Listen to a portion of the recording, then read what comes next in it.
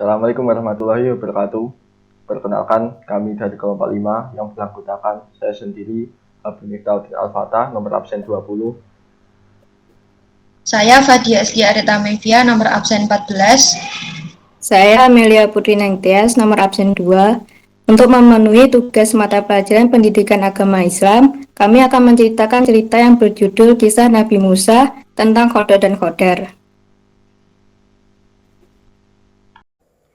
Terdapat satu kisah Nabi Musa alaihissalam pernah bertanya kepada Allah Subhanahu wa Ta'ala tentang bagaimana Allah menetapkan suatu takdir kepada manusia di dunia ini. Lalu Allah memerintahkan kepada Nabi Musa alaihissalam untuk pergi ke satu sungai yang terdapat sebuah batu yang besar. Dan baginda hendaklah melihat saja di celah-celah batu tersebut suatu peristiwa yang akan berlaku, dan biarkan peristiwa tersebut berjalan tanpa diganggu.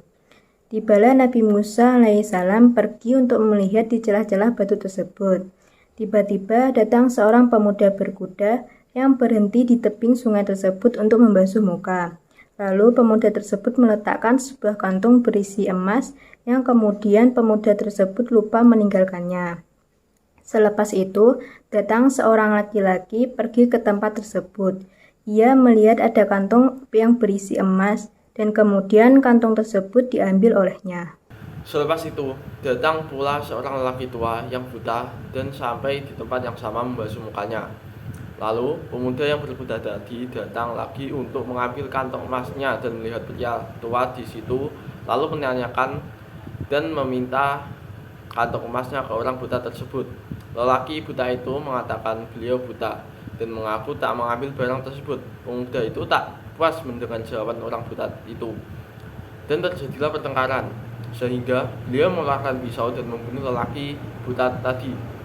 Setelah peristiwa tersebut berlalu, Allah Subhanahu wa Ta'ala menceritakan kepada Nabi Musa alaihissalam bahwa pemuda tersebut baru saja merampok kantong emas di rumah lelaki tadi. Dan lelaki tadi yang mengambilnya melihat kantong emasnya, lalu lelaki itu mengambilnya karena merasa bahwa barang ini adalah hak milik keluarganya. Orang tua yang buta itu 20 tahun lalu adalah orang jahat yang sering merampok keluarga pemuda tersebut dan membunuh kedua ibu bapaknya. Ini merupakan pembalasan terhadap kezaliman yang pernah beliau lakukan dahulu. Jadi kesimpulan dari peristiwa tersebut adalah insyaflah Nabi Musa alaihi salam bahwa balasan Allah Subhanahu wa Ta'ala pasti berlaku kepada siapa saja yang berbuat zalim kepada orang lain, dan ianya berlaku di dunia lagi sebelum tiba siksaan di hari akhirat. Ingatlah bahwasanya sesiapa saja yang berbuat zalim kepada orang lain di dunia ini, maka balasannya pasti akan diterima di dunia ini, seperti mana kisah di atas. Tetapi sekiranya mereka tidak dibalas di dunia, maka di hari akhirat pasti akan menerima azab siksa dari Allah Subhanahu wa Ta'ala. Demikian yang dapat kami sampaikan. Kami memohon maaf apabila terdapat kesalahan dalam bertutur kata, baik disengaja maupun tidak disengaja, dan semoga kisah yang kita ceritakan di atas bisa memberikan motivasi kepada kita semua agar bisa berusaha untuk menjadi pribadi yang lebih baik. Terima kasih. Wassalamualaikum warahmatullahi wabarakatuh.